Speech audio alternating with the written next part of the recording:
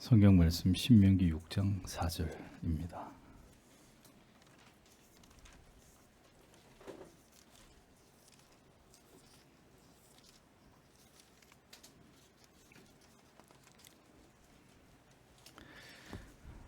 같이 읽겠습니다. 이스라엘아 들으라, 우리 하나님 여호와는 오직 하나인 여호와시니.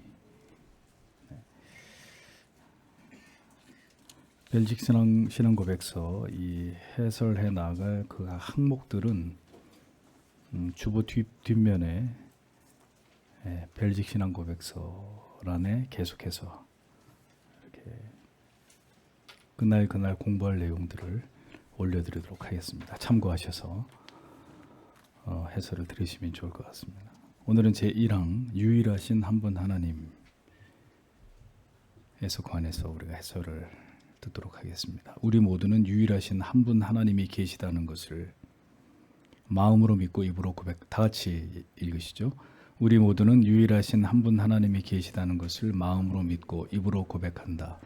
그는 순전하시며 영적인 분으로서 영원하시고 불가해하시며 보이지 않으시고 불변하시고 무한하시고 전능하시고 완전히 지혜로우시며 의로우시고 선하시며 또 모든 좋은 것이 넘쳐나오는 원천이시다. 모든 교리가 그렇듯이 벨직 신앙 고백서에서도 신론을 제일 먼저 다루고 있습니다. 벨직 신앙 고백서는 우리 모두는 유일하신 한 분 하나님이 계시다는 것을 마음으로 믿고 입으로 고백한다라는 고백으로 시작이 됩니다. 신앙은 고백되어져야 합니다. 우리가 사랑하는 사람에게도 수없이 사랑의 고백을 하는 것은 우리가 사랑하는 그 사랑의 감정을 고백이라는 수단을 통해서 표현하고 또 표현하고 또 표현하기를 원하는 갈망이 우리에게 있기 때문입니다. 똑같은 얘기인데도 수십 번, 수백 번 하고 싶고 수백 번, 수천 번 들어도 그 말이 지겹지 않은 것이 사랑합니다라는 고백이잖아요. 그러니까 그러하듯이 우리가 진심으로 하나님을 경외하고 사랑할 때 우리는 주저하지 않고 그 하나님에 대한 우리의 신앙을 고백할 수밖에 없게 됩니다. 사랑이라는 감정의 본질과 속성이 그래요. 사랑에 빠진 사람은 내가 그 대상을 사랑한다는 사실을 어떻게 해서든 표현하고 알리고 이것을 나타내고 싶어 하는 게 사랑의 속성이잖아요. Love is expression 이런 말이 있잖아요. 끊임없이 표현하고 싶은 게 사랑이에요. 내가 너 사랑하는 거 알지? 알긴 개뿔을 알아요. 표현을 안 하는데 어떻게 알아요? 네? 그러니까 하나님에 대해서도 우리가 하나님을 사랑하게 되면 그 하나님을 사랑한다는 고백을 살아가는 날 동안 수도 없이 그 하나님 앞에 진실되게 하나님을 사랑한다는 고백을 때로는 눈물 속에서 그 하나님 앞에 고백할 수밖에 없게 되는 것이 당연한 것이라는 겁니다. 마음으로 믿고 입으로 고백한다는 이것이야말로 우리의 고백이 무엇에서 비롯되는지를 보여주는 것이죠. 그래서 로마서 10장 10절은 사람이 마음으로 믿어 의에 이르고 입으로 시인하여 구원에 이르느니라 라고 분명히 말씀을 하고 있습니다. 불신자들은 하나님을 절대로 아버지라고 부르지 않고 부르기도 거절합니다. 안 믿는 사람에게 가서 해보라 그랬어요. 절대로 안 합니다. 하나님 아버지 못합니다. 왜냐하면 그들의 마음으로 하나님이 아버지라는 사실을 절대로 받아들이거나 믿지 않기 때문이에요. 또한 거짓되게 하나님을 아버지라 부를 수는 있어요. 교회를 다니면서 참된 믿음이 없어도 교회 모든 문화에 익숙해지면서 그냥 하나님 아버지, 다른 사람이 다 그렇게 부르니까 나도 하나님 아버지라고 부를 수 있습니다. 유대인들처럼 진정으로 하나님을 경외하지도 사랑하지도 않으면서도 하나님을 아버지라고 부르는 일이 그들에게는 일상적이었듯이, 그래서 입으로 시인하는 일에 한 가지 조건이 더 붙는 겁니다. 그것은 그가 진심으로 마음으로 믿고 있느냐. 입으로만 하나님 아버지라고 고백하는 것이 아니라 그 고백이 그의 마음에서부터 비롯되고 있는 것이 마음으로 믿고 있느냐. 믿음은 마음으로 믿어야 되는 것이라는 거죠. 이 새치 혀 끝으로 믿는다고 얘기하는 게 믿는 게 아니라 마음으로 믿어야 된다. 그래서 진정한 믿음을 소유하게 된 그리스도인들은 그들이 회심으로 나오는 단계에서 그들의 마음이 하나님의 존재를 향해서 그리고 진리를 향해서 갈급함과 깨닫기를 갈망하는 이런 마음을 갖게 되는 것이고, 이를 통해서 결국 하나님의 말씀을 보게 되고 듣게 되고, 그걸 통해 결국 생애적인 은혜를 체험함으로 하나님의 자녀가 되게 되는 것을 볼 수 있는 것입니다.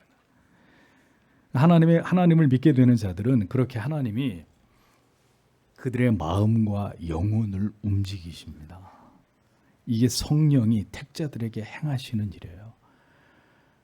그래서 마음이 움직여진 사람, 마음이 사랑에 빠진 사람, 사랑에 빠진 사람의 표정과 그의 말과 행동이 그가 사랑에 빠졌다는 걸 보여주듯이, 하나님을 믿게 된 사람은 그의 마음이 하나님께 영혼이 장악당했기 때문에 그 마음에서 비롯된 하나님을 향하는 모든 것들이 그에게서 나타나게 돼 있는 거예요.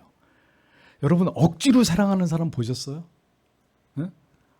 그거는 사랑하지 않기 때문에 억지로 만나고 억지로 밥 먹고 억지로 영화 보고 억지로 프로야구 보러 가는 거지, 억지로 해, 그거는 사랑이 아니에요. 그런데 교회를 억지로 나와 억지로 예배드리고 억지로 기도하고 끝났냐 빨리 집에 가려고 그러고, 이거는 사랑에 빠진 사람이 아니잖아요. 아주 간단하게 설명을 드릴게요. 아직 하나님하고 사랑에 빠진 사람이 아니에요. 끝나면, 예배 끝나면 그냥 집에 가기 바쁘고 다른 약속이 있어서 세상으로 그대로 가시는 분들은 하나님을 아버지라고 부르긴 해도 하나님하고 사랑에 빠진 사람은 아니라고요. 하나님께서 믿음을 선물로 주시는 자는 그의 마음과 영혼을 바꾸신다.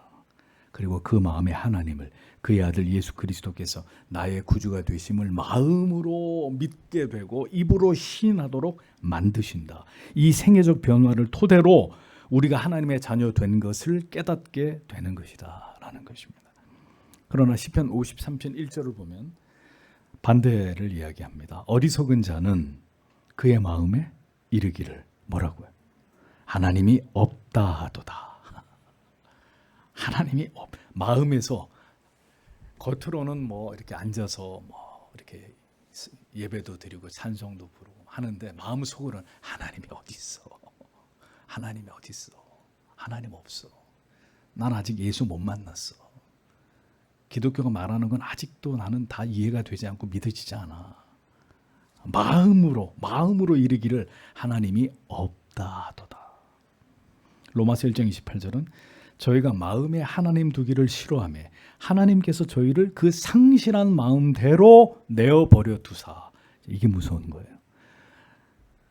마음에 하나님 두기를 싫어해요. 반대로 회심에 이를 자는 마음에 하나님을 모시기를 갈망하게 되는데, 버려진 자들은 마음에 하나님 두는 것을 싫어해요. 그러니까 하나님이 어떻게 하세요? 그 상실한, 하나님이 없는 그 마음대로, 마음에 뻥 구멍이 뚫려 있는 그대로 내어버려 두사, 내버려 두는 거예요. 유기시키는 거예요. 하나님 없는 대로 살게 만드는 거예요.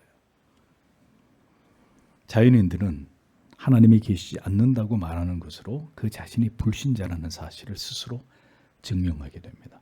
하나님을 마음으로 믿고 입으로 고백하는 것은 이렇게 신자와 불신자를 구분하는 근거가 되는 중요한 문제가 되는 것입니다. 다음, 하나님은 유일하신 분입니다. 신명기 6장 4절에서 우리 하나님 여호와는 오직 유일하신 여호와이시니라고 말씀하심으로써 하나님의 독보적 유일성을 성경이 밝히고 있습니다. 오직 유일하신 한 분 하나님이 계시다. 우리가 이것을 마음으로 믿고 입으로 고백한다고 지금 벨직 신앙고백서가 선언하고 있잖아요. 유일하신 신으로서의 여호와 하나님이십니다. 오늘날 어리석은 종교다원주의자들은 불교의 신도, 이슬람의 신도, 힌두교의 신도, 기독교의 신도 다 동일한 신이라고 주장을 합니다. 하느님, 하늘님, 범실론 혹은 종교다원 모두가 같은 신이라고 주장을 한단 말입니다. 유일하신 하나님을 부정하는 것은 하나님을 대적하는 일이고 용서받을 수 없는 죄악입니다. 교회가 종교다원주의를 받아들인다, 그 다음부터는 교회가 아니에요. 그건 사탄의 교회가 되는 거예요. 종교다원주의를 받아들인 한국 기독교의 어떤 연합회에 그 교회가 가입되어 있다, 그럼 사탄의 회가 되는 거예요. 창세기 1장 1절은 그 하나님의 존재하심을 이렇게 선포합니다. 태초에 하나님이 천지를 창조하시니라. 태초에 유일무이하신 존재의 그 참 하나님께서 천지를 창조하셨다라고 선언하심으로 만물의 기원과 그리고 하나님의 존재하심을 창세기 1장 1절이 우리에게 드러내고 있습니다. 세상과 인간이 존재하고 난 이후에 하나님이 존재하시거나 인간과 세상과 함께 하나님이 존재하기 시작한 것이 아닙니다. 끝없는 영원의 시간 속에서 오직 하나님 한 분만이 존재하고 계셨습니다. 그 하나님께서 마침내 천지를 창조하신 것입니다. 하나님께서는 자기의 존재를 스스로 증명하실 이유가 없는 분이십니다. 누군가에게 그렇게 하셔야 될 하등의 이유가 없는 분입니다. 자신이 존재의 근원이고 기원이고 모든 것들이 존재하지 않을 때 유일하게 존재하고 계셨던 분이시기 때문입니다. 하나님께서는 모든 인간들에게 이 하나님의 존재하심에 관해서 분명히 그것을 파악할 수 있게 하셨다고 성경은 말씀하고 있습니다. 로마서 1장 20절에 창세로부터 그의 보이지 아니하는 것들 곧 그의 영원하신 능력과 신성이 그 만드신 만물에 분명히 보여 알게 되나니 그러므로 저희가 핑계치 못할지니라. 우리가 과학적인 관점으로 이 세상을 사물을 본단 말이에요. 꽃과 나무를 연구하고 인간과 동물을 연구하고 하늘의 천체를 별과 달을 연구하다 보면 결국 인간의 그 과학의 끝이 우리에게 뭘 말하느냐? 창조주가 있을 수도 있을 것 같다. 진화됐다. 모든 것은 진화의 산물이다. 이렇게 밀어붙이다가도 그 진화론 가지고 다 설명이 되지 않는 지점에 이르게 된단 말입니다. 그러니 과학을 연구한 과학의 최고 전문가들이라도 조심스럽게 이 모든 존재하는 모든 만물의 창조주가 어쩌면 어떤 초자연적인 초월적인 존재가 존재할 수도 있을 것 같다라는 말을 하는 거예요. 왜? 진화론으로는 다 설명이 안 되기 때문에. 그러니까 이 만드신 만물을 통해서 하나님이 분명히 하나님이 존재하신다는 사실을 어렴풋이 인간들에게 알게 하셨단 말입니다. 누구도 핑계하지 못하게 하려고. 그러니까 불신자들, 자연인들조차도 하나님이 계시는 것을 모르지 않는단 말입니다. 그러니까 꼭 기독교의 하나님에 대해서 빌지 않아도 모든 인간 속에 뭐가 있죠? 종교심이 있단 말입니다. 그러니 뭐에다 대고 빌고 싶은 마음이 있어요. 왠지. 오늘은 왠지 정한수를 떠놓고 달님에게 빌고 싶고 내일은 저 산에 올라가서 바위님한테 빌고 싶고 뭔가 이렇게 빌고 싶은 그런 본성이 인간에게 있는 거예요. 뭔가 절대적 존재에 의존하고 싶어하는, 특히나 어떤 엄청난 어떤 일이 생겼을 때는 더더군다나 그가 뭐 누구도 좋으니까 어떤 신이라도 좋으니까 제발 어떤 신이든 날 좀 도와주셔.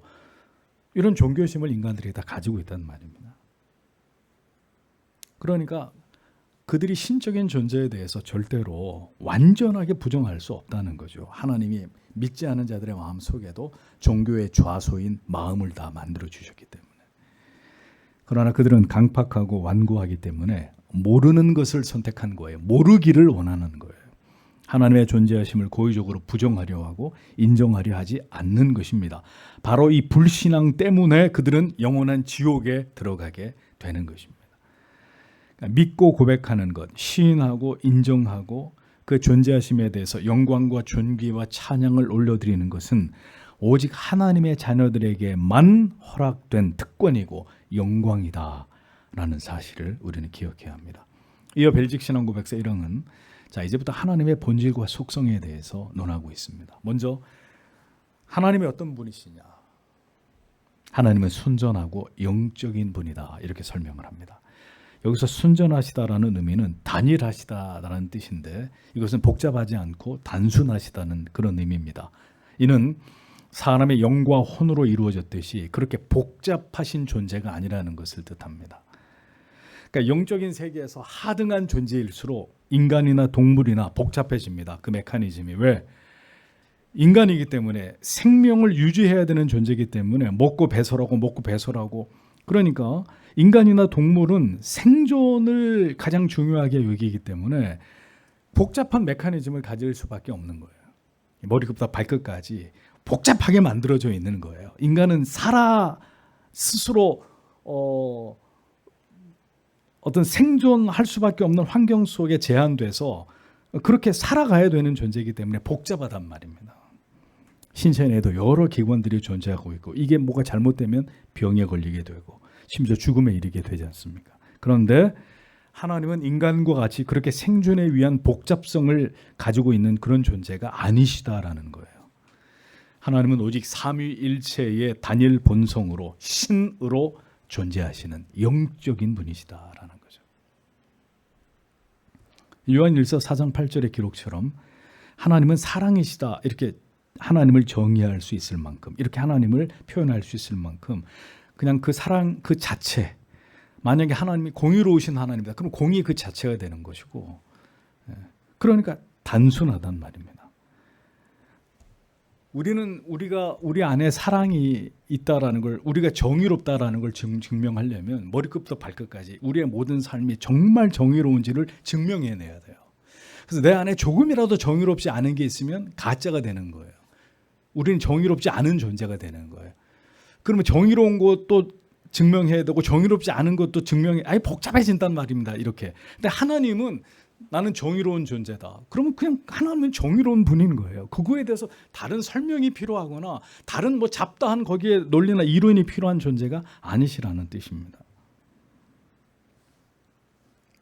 단순하다. 그 의미는 단조롭다는 뜻이 아니라 그만큼 완성되어 계신, 완전하신, 온전하신 분이시다라는 의미가 되는 것입니다. 하나님은 변덕이 없으신 분이십니다. 이랬다 저랬다 하지 않으시고 오직 하나님의 그 완전하심 가운데 거하시는 분이십니다. 완전한 사랑, 완전한 공의, 완전한 긍휼, 완전한 자비, 완전한 용서 이런 말들은 하나님의 단순하심, 즉 완전하신 성품을 설명할 수 있는 표현들이라는 것입니다. 하나님은 또한 비물질적 존재, 즉 영적인 존재이십니다.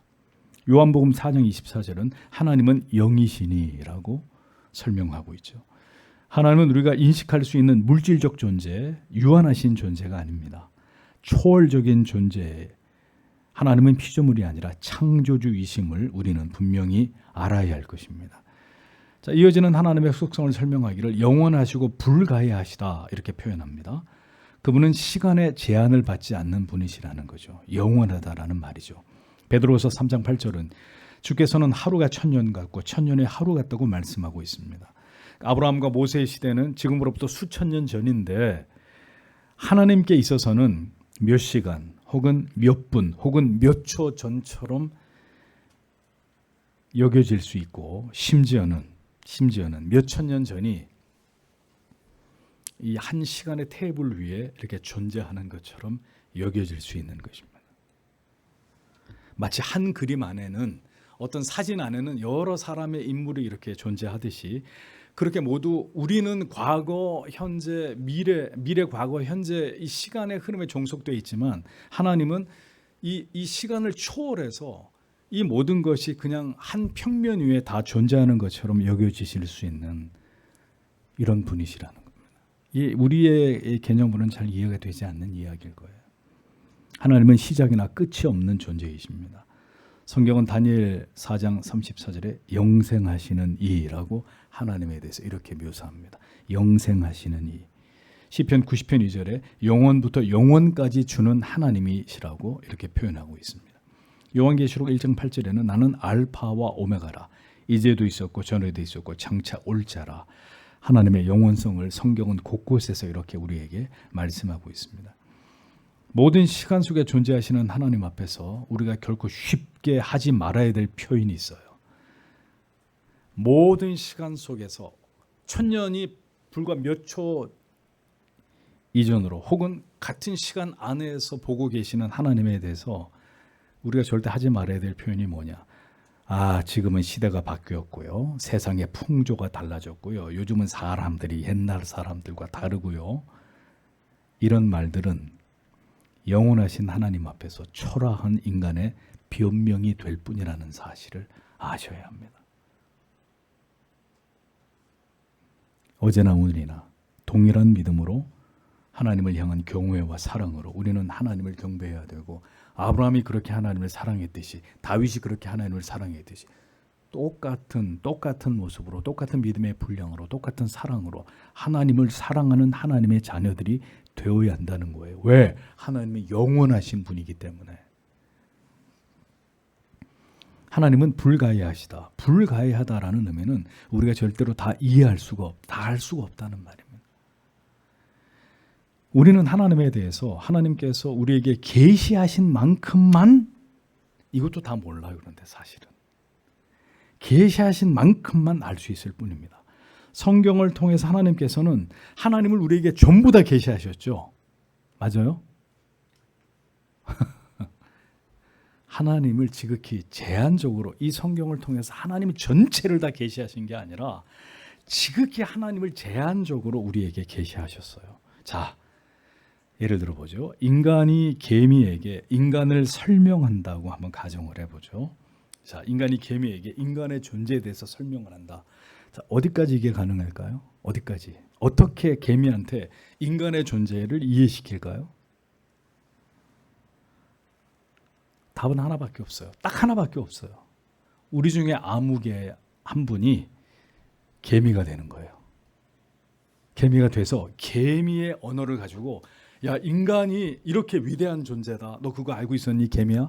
네가 볼 때 이렇게 우리 수천 배 저렇게 어마어마하게 큰 인간이라는 존재가 이런 존재야 하면서 우리 중에 한 사람이 개미가 돼서 개미의 언어로 개미에게 전달하지 않고는 인간이라는 존재를 개미한테 어떻게 이거를 전달을 해? 어떻게 개미한테 우리를 계시를 해요?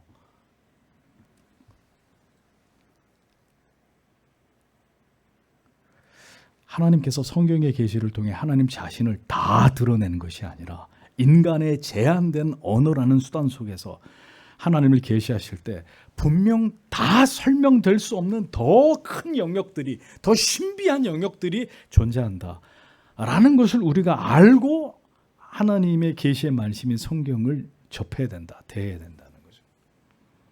오만하게 그지없는 인간들은 결국 인간의 이성을 가지고 어떻게 했어요? 성경을 난도질한 겁니다. 인간의 이성, 이 조그마한 인간의 머리를 가지고 감히 하나님의 말씀을 비평하고 판단하고 이건 사람의 말, 동물의 말, 귀신의 말, 누구의 말, 성경 다 하나님의 말씀이 아니야. 이렇게 해서 성경을 갈기갈기 다 찢어놓는 이런 어리석은 짓들을 했죠. 그게 바로 자유주의 신학 아닙니까? 개미에게 인간을 다 설명할 수 없듯이 하나님도 인간에게 하나님 자신에 대해서 다 설명할 수 없습니다. 그러니까 중요한 사실은 성경이 가라고 하는 데까지만 가고 서라고 하는 곳에서 쓰란 말이에요. 가라고 하는데 안 가고 쓰라고 하는데 안 쓰면 이단이 되는 거죠. 결국은 이단이 되는 거예요. 인간을 다 설명할 수 없듯이 개미에게 하나님 자신에 대해서 설명할 수 없기 때문에 하나님은 말씀을 주셨고 그 다음에 말씀이 육신이 되어서 이 땅에 오셨어요. 누가? 하나님의 아들이 인간의 몸을 입고 이 세상에 오셔서 하나님이 어떤 분인지를 다 드러내셨어요. 진리를 통해, 복음을 통해 하나님이 어떤 분인지를 하나님의 아들께서 이 세상에 다 드러내신 것입니다. 마치 우리 중에 한 사람이 개미가 돼서 개미의 언어로 인간에 대해서 가르친 것처럼 하나님께서는 하나님의 아들을 이 땅에 보내서 인간들에게 하나님을 계시하신 것입니다. 우리는 광대하신 하나님의 지극히 작은 한 부분만을 성경을 통해 살짝 들여다볼 뿐입니다. 하나님의 광대하심을 우리가 어떻게 다 이해하겠습니까? 그래서 딱 한 가지만 얘기할게요.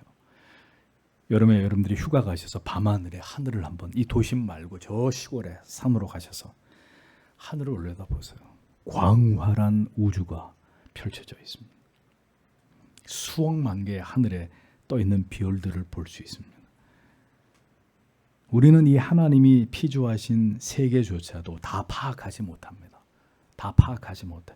광대한 광활한 우주를 보면서 하나님이 얼마나 불가해한 존재이신지를 더듬어 가늠할 따름입니다. 이 우주를, 이 수많은 별들을 하나님이 우리를 위해서 지으셨구나. 측량이 되지 않는 거죠. 보여주신 것도 다 믿지 못하고 알지 못하면서 성경이 잘못됐다고 말하는 것이 얼마나 어리석고 주제넘은 인간의 작은 생각입니까? 성경을 통해서도 다 알 수 없는 것에 대해서 우리는 그럼 어떻게 해야 되느냐? 침묵할 뿐입니다. 서라고 하는 데서 서는 거예요. 하나님께서는 보이지 않으시고 불변하시다고 이어서 설명을 하고 있습니다. 하나님은 볼 수 없는 존재이시고 자기를 절대로 보이지 않는 하나님이십니다. 왜 그러냐? 하나님이 드러나시는 순간 우리는 다 죽어요. 죽는다고요. 완전히 거룩하고 절대적으로 흠이 없으신 그 하나님이 하나님 자신의 존재를 여기에 드러내는 순간 우리는 전부 다 즉사하는 거예요. 그대로 다 죽을 수밖에 없는 거예요. 피조물은 거룩한 존재를 감당할 수가 없습니다. 디모데전서 6장 15절에서 16절은 기약이 이르면 하나님이 그의 나타내심을 보이시리니 하나님은 복되시고 홀로 한 분이신 능하신 자이며 만왕의 왕이시며 만주의 주시요 오직 그에게만 죽지 아니함이 있고 가까이 하지 못할 빛에 거하시고 아무 사람도 보지 못하였고 또 볼 수 없는 자신이 그에게 존귀와 영원한 능력을 돌릴지어다 아멘이라고 기록되어 있습니다. 야고보서 1장 17절에 각양 좋은 은사와 온전한 선물이 다 위로부터 빛들의 아버지께로부터 내려오나니 그는 변함도 없으시고 회전하는 그림자도 없으시니라 라고 기록하고 있습니다. 아무도 하나님을 본 자가 없고 볼 수도 없다고 성경은 말씀합니다. 회전하는 사람은 그림자가 있잖아요. 해가 이렇게 지나가면 그림자가 길어졌다 짧아졌다 하잖아요. 회전하는 그림자조차 없으신 그런 존재이시다. 자, 그럼 여러분들이 이제 질문이 나오는 거죠. 그런데 성경에 보면 종종 하나님을 봤다는 기록이 나오는데 그럼 그건 뭡니까? 창세기 32장 20절에 하나님과 대면하여 보았다 이런 기록이 나오고 이사야 6장 8절에 만군의 여호와이신 왕을 배웠음이로다 이런 기록들이 나온단 말입니다. 자, 그러면 하나님을 보았다는 이런 말씀들은 어떻게 이해해야 되느냐? 이 말은 이들이 하나님을 본질적으로 가시적으로 직접적으로 보았다는 의미가 아닙니다. 여러 가지 하나님의 초자연적인 계시나 특별한 은총, 어떤 신비한 은총, 그 밖에 하나님의 사자와 같은 현현을 통해서 하나님 자신을 다른 수단으로 드러내신 것을 경험했다는 뜻이죠. 정말 하나님의 본체를 봤다는 그런 의미가 아닙니다. 출애굽기 33장 20절에 하나님은 나를 보고 살 자가 없음이니라 라고 분명히 말씀하셨습니다. 자, 그러니까 저도 어렸을 때 그런 기도했던 것 같아요. 하나님을 보여주면 믿겠습니다. 하나님 음성을 들려주면 믿겠습니다. 제 친구는 부흥에 가서 하나님의 음성을 들었답니다. 제가 중학교 때 그렇게 기도했어요. 어느 날 친구가 사경에 갔다 오더니 야 흥수야 하나님이 나한테 말씀해 주셨대. 뭐라 그러더냐 그랬더니 심령이 가난한 자여 내가 복되도다 이렇게 얘기했대요. 그게 얼마나 충격적이냐면은 지금도 기억을 하잖아요. 어떤 목소리냐? 아주 두꺼운 목소리, 베이스로 심령이 가난한 자여 네가 복되다 이렇게 얘기했다는 거예요. 그때만 해도 중학교 1학년, 1, 2학년이 무슨 신학이 있고 무슨 성경에 대한 지식이 있어요. 그때부터 이제 기도하는 거예요. 하나님, 내 친구는 하나님 음성 들려주고 저는 한 몇 달을 기도했는데 에이 내가 그 친구한테 거짓말하지 마 이놈 자식아 무슨 하나님이 음성을 들려주지 거짓말쟁이 그랬던 기억이 납니다. 하나님 보여주세요. 음성 들려주세요. 그 말은요. 나는 스스로 더 이상 살고 싶지 않습니다. 이런 뜻과 똑같은 거예요. 하나님은 불변하시다고 했습니다. 하나님은 본질과 속성이 있어서 변하지 않는 분이십니다. 인간을 비롯해서 이 세상의 모든 것이 변하지만 오직 하나님만은 변치 않는 분이십니다. 그 사랑에 있어서 변치 않고 우리에게 주신 약속에 있어서 변치 않고 구원에 있어서 그 작정하심에 있어서 불변하십니다. 하나님의 약속은 영원하고 선택과 유기는 절대로 변하지 않습니다. 말라기 3장 6절은 말씀합니다. 나 여호와는 변혁지 아니하시나니 그러므로 야곱의 자손들아 너희가 소멸되지 아니하느니라. 시편 119편 89절에서 90절에 여호와여 주의 말씀이 영원히 하늘에 굳게 섰사오며 주의 성실하심은 대대에 이르나이다. 주께서 땅을 세우셨으므로 땅이 항상 있사오니 라고 기록되어 있습니다. 성도 여러분, 변치 않는 하나님을 섬기면서 우리는 왜 자꾸 변하려고 할까요?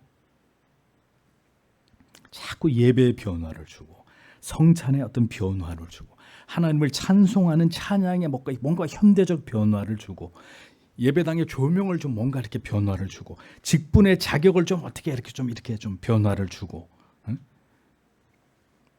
하나님을 향한 계명과 법을 지키는 일에 타협을 하고 변화를 주고, 모든 걸 그렇게 임의대로 인간이 자꾸만 바꾸려고 듭니다.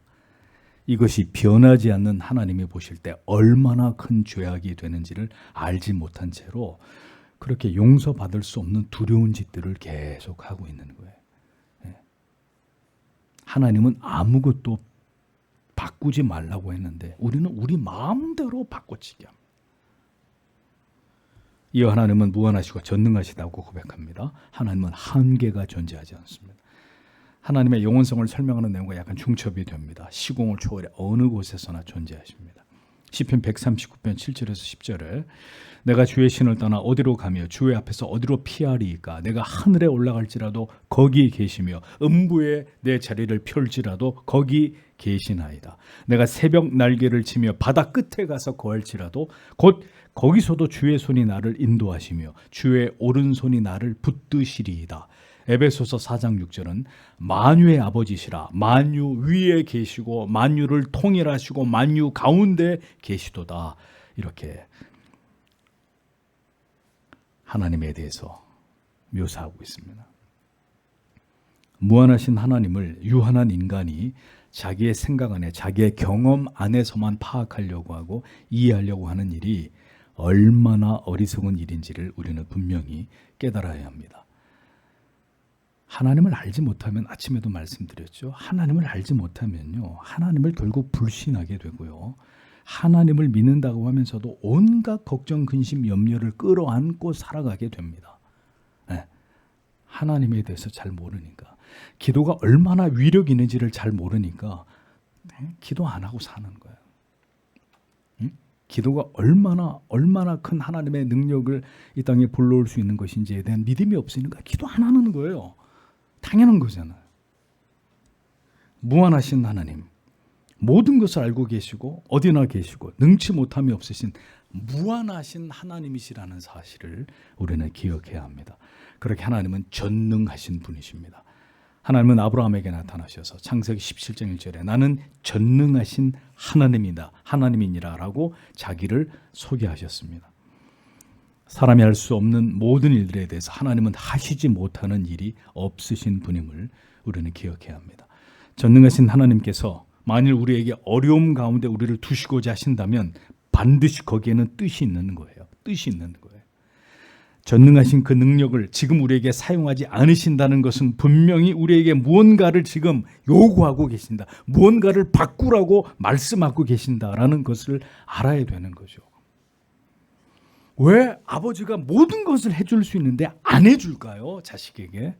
뭔가 그 자식에게 아버지가 요구하는 바, 그를 교육하기에 필요한 뭔가 중요한 게 있기 때문에 해주지 않는 거예요. 유학을 떠나는 아들에게 마지막 공항에서 아들은 아버지가 뭐 두꺼운 봉투 하나 줄 알았는데 그런 거 없고 딱 하나 성경책, 이놈아 이 안에 모든 게 다 들어있다. 네가 필요한 모든 게 다 들어있다. 어려울 때 이 말씀을 펴야 된다. 성경 하나 던져주고 비행기 타고 가 했단 말입니다. 그래서 미국에 가서 3년을 공부를 하고 있는데 와, 친아버지가 맞나? 그렇게 고생을 하면서 유학생활을 하고 차도 없이 미국에서 그렇게 유학을 하고 있는데 하나도 안 도와주는 거예요, 아버지가. 어느 날 이 아들이 볼멘 소리로 전화를 해가지고 아버지, 제가 지금 3년째 유학생활, 조금 있으면 이제 본국에 돌아가야 되는데 어찌 아버지 저를 이렇게, 아버지가 돈이 없는 분도 아닌데 다른 애들 다 차를 타고 학교를 다니고 이렇게 미국에서 생활을 하는데 나한테는 차 한 대 살 돈 하나 보내주시지 않습니까? 이미 너에게 모든 것을 다 줬다. 거짓말하지 마세요, 아버지. 내가 너를 보내면서 뭘 네 손에 들려주었느냐? 아버지가 성경책 하나 달랑 준 것밖에 더 있습니까? 너는 성경을 매일매일 읽어보았느냐? 3년 동안 단 한 번도 이 성경을 열어보지 않았어. 이 아들이 공부한다고. 나는 분명히 너에게 너의 필요한 모든 것이 이 성경 속에 다 있다고 얘기했다. 잘 생각해 보거라. 그 말의 의미를. 전화를 끊었습니다. 성질이 나가지고 아들이 성경책을 잡고 벽에다가 집어 던졌는데 이 성경책 이렇게 펼쳐지면서 봉투가 나왔어요. 성경책 안에서.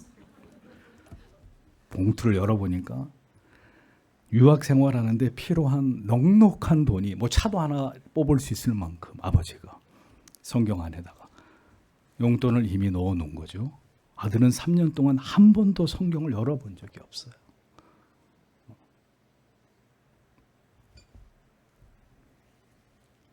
이런 하나님의 능력이 분명히 우리에게 있는데 만약에 이런 예화처럼 그렇다면 누가 성경을 안 볼게? 난 가자마자 비행기 안에서 보겠어. 비행기 안에서. 그러니까 그런 것이라면 누가 하나님의 능력을 기도하면서 하나님의 말씀 안에서 찾지 않겠어요. 그게 그렇게 쉽게 우리 손에 쥐어지는 것 같아요. 그래서 성경은 분명히 우리에게 약속하고 있어요. 하나님의 그 능력이 분명히 우리와 함께하고 말씀 안에, 기도 안에, 우리에게 베푸시는 모든 은총 안에서 우리는 하나님의 살아계심을 맛보고 체험하고 그 능력에 잇대어 살아갈 수 있음을 말씀하고 있단 말입니다. 그런데 그 전능하신 하나님을 우리가 믿지 않는 거예요. 그 전능하신 하나님이 우리를 이런 어려움에 두실 때는, 이런 위기와 시험 가운데 두실 때는 하나님의 더 크신 사랑의 뜻이 반드시 있다는 걸 아셔야 합니다. 오늘 밤에도 그 모든 걸 완벽하게 해결할 수 있는 하나님이시지만 왜 그렇게 나에게 하시지 않느냐?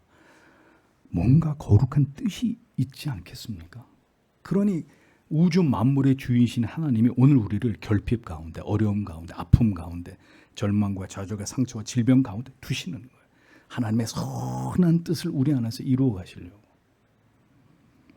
그 하나님의 뜻을 깨닫고 돌이키고 회개하고 하나님을 찾는다면 전능하신 하나님께서 모든 것을 다시 회복시키시고 새롭게 하시고 치유하실 수 있는 분이시라는 것을 기억하셔야 됩니다. 베드로전서 5장 6절에서 7절은 이렇게 말씀하죠. 그러므로 하나님의 능하신 손 아래서 겸손하라. 때가 되면 너희를 높이시리라.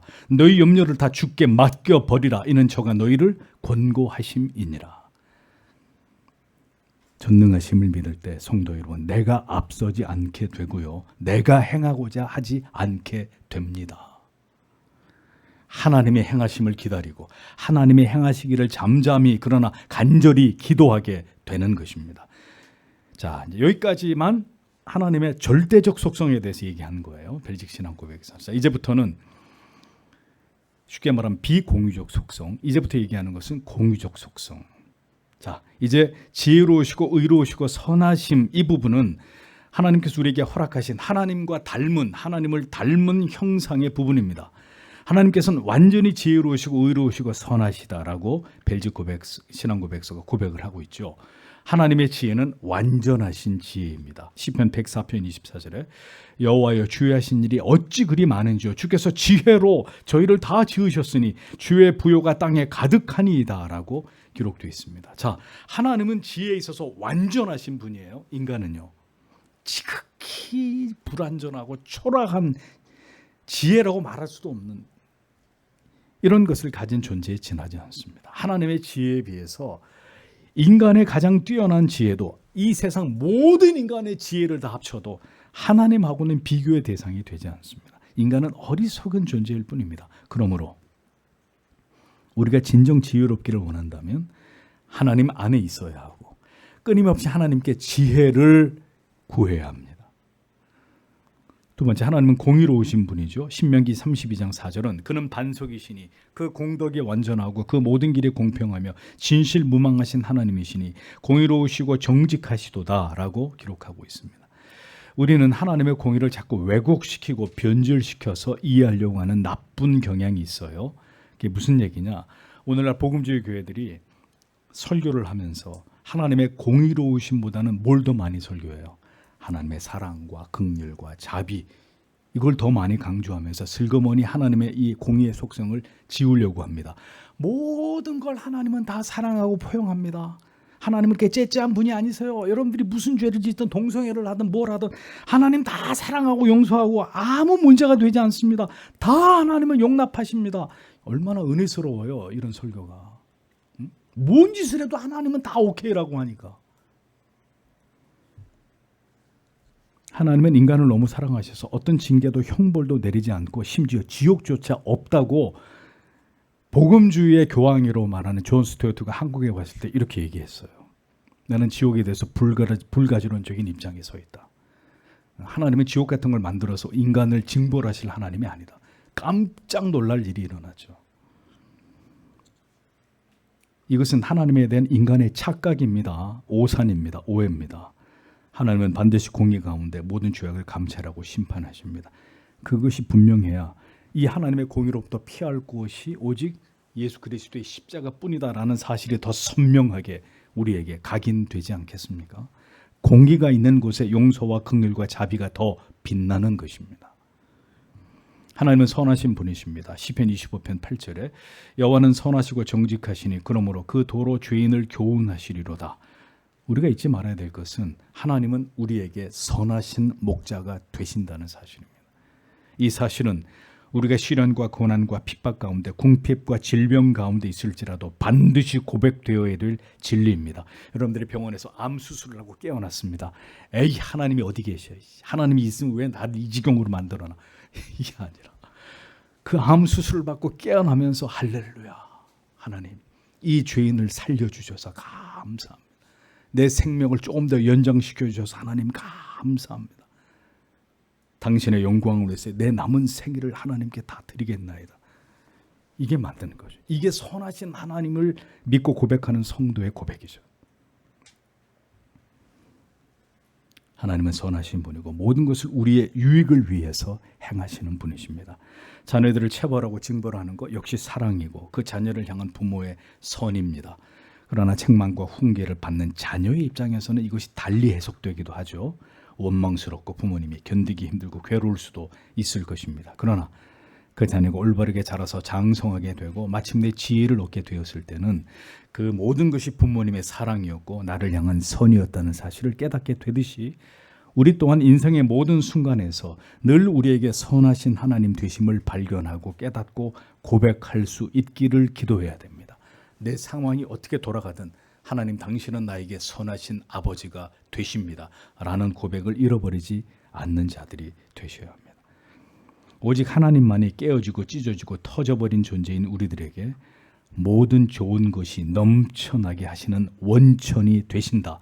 벨직 신앙고백서 1장 마지막은 이렇게 고백하고 있습니다. 모든 좋은 것이 흘러 들어오는 원천으로서의 하나님이시다. 얼마나 기가 막힌 고백입니다. 야고보서 1장 17절은 온갖 좋은 은사와 온전한 선물이 다 위로부터 빛들의 아버지께로 내려온다고 기록하고 있습니다. 인간의 지식과 지혜와 능력으로 절대 인간은 설 수 없는 존재입니다. 인간은 전적으로 타락하고 부패하고 절대적으로 무능한 존재일 따름입니다.